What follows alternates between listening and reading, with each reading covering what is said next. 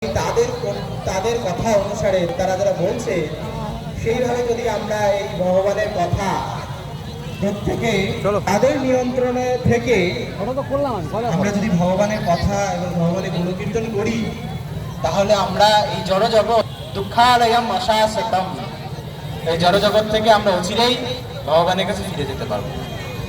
এ বিষয়ে কোনো সন্দেহ নেই। তাই ভগবান শ্রীকৃষ্ণ বলছেন, অন্তকালে চ মামেবা স্মরণ মুক্তা কালে বরম যা প্রায়তি সমুদ্রা বজাতি নস্তত্ব সংশয়।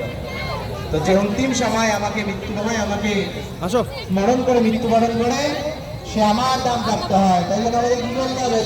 বলেন হরে কৃষ্ণ হরে কৃষ্ণ কৃষ্ণ কৃষ্ণ হরে হরে হরে রাম হরে রাম রাম রাম হরে হরে।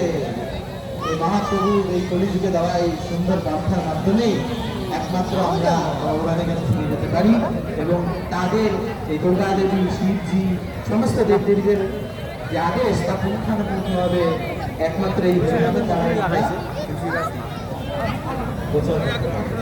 আমাদের জীবনে সফলতা। তাই জন্য আমরা প্রত্যেকে এই মহামায়া দুর্গা দেবীর কাছে প্রার্থনা করি যাতে আমরা এই ভগবানের কাছে ফিরে যেতে পারি, এই সমস্ত জড়জগতের প্রভুষ থেকে মুক্ত হয়ে আমরা ভগবানের কাছে ফিরে যেতে পারি। আরে অসংখ্য ধন্যবাদ জ্ঞাপন করছি এই ক্লাবের প্রত্যেক সদস্য।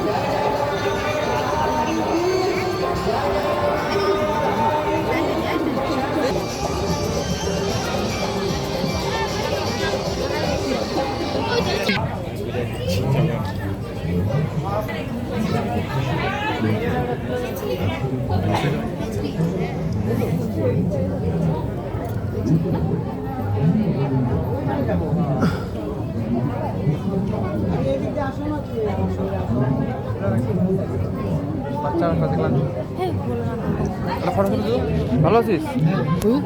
চলে যাচ্ছে।